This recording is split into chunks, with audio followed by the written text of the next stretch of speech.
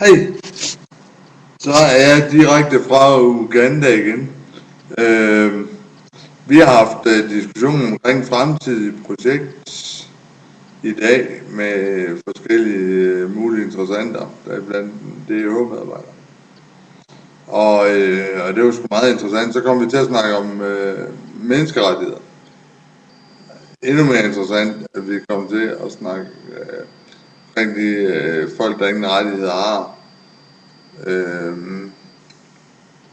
Eksempelvis mange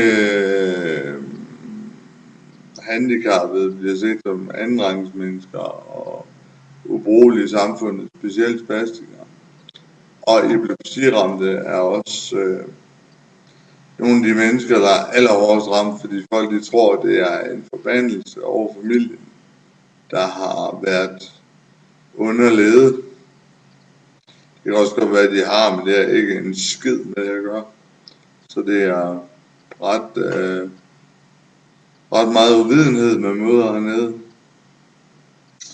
Og så glæder jeg mig meget til i morgen, for der har vi det store seminar, hvor vi skal fremlægge en case, hvor Thomas fortæller om sit liv.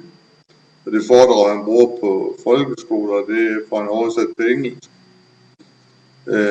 Som forhåbentlig giver en indsigt i, hvordan danske spastikere kan leve sit liv.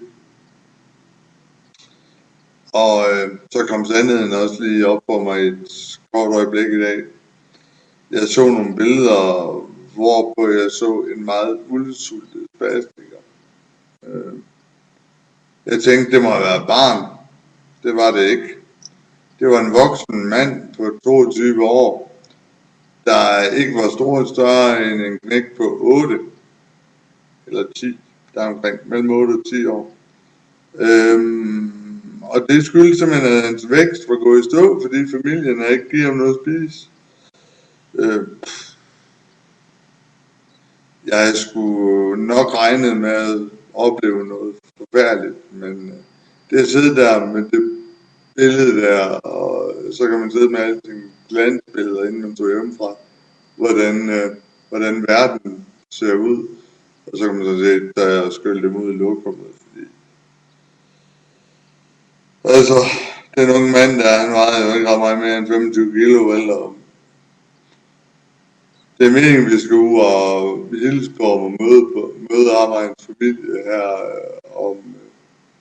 om 2 dage, når vi skal ud i landsbyen.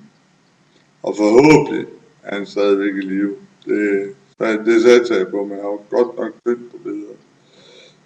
Og det skræmte mig sgu lidt, at familier sultede.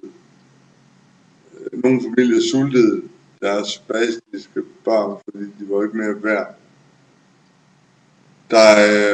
Den der familie, så endelig vi ham spastikeren frem, så blev det fortalt, hvordan han bare blev smidt over i hjørnet, som om han var en omgang skrald. Og det påvirker mig dybt. Det var vel sådan, at 10 minutter af det møde der sad jeg bare fuldstændig med egne tanker, og var vred, var rasende, og kunne ikke forstå, hvordan man kunne behandle en menneske på den måde. Jeg mener, hvis du behandler din hund på den måde i Danmark, så ryger du i fængsel. Det er den menneske. Det synes jeg lige, man skal med. Nå, men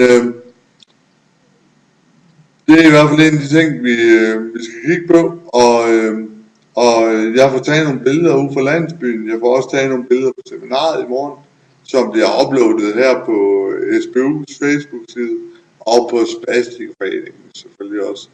Og så håber jeg på, at I holder jer munter og alt det der.